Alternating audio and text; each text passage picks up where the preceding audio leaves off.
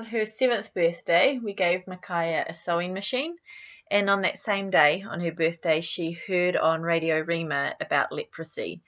And she was quite taken by what she heard. In particular, she was affected by how ostracized people with leprosy become.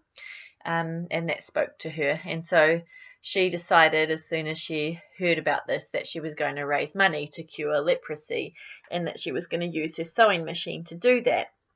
And so she knew that she would easily be able to make scrunchies, so she decided that she was going to make scrunchies to cure leprosy. And so I asked her how much she was going to raise, and she wasn't sure, so I said to her, ask Jesus, he'll tell you.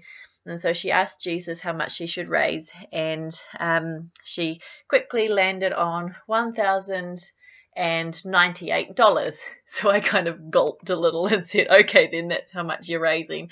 And so she set about it. She started making scrunchies, and they sold very quickly.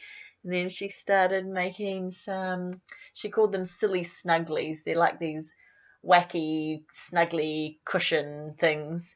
And she did a bake sale, and that's mainly how she raised her money. Or she did a bit of cleaning for her auntie and uncle as well, and with some support from the family, including her great-grandmother. So her great-grandmother, my grandma, she's a long-time supporter of the leprosy mission, which we didn't know at the time.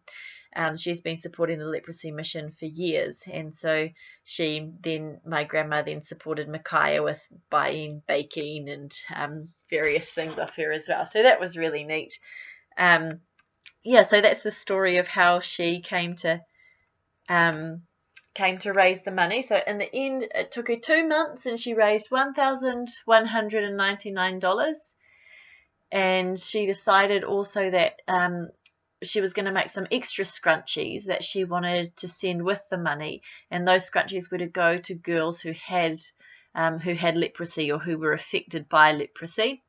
And so she made those and sent them in as well. And she prayed over those scrunchies before they went. And she prayed that when those girls wear those scrunchies, that they would know that Jesus loves them.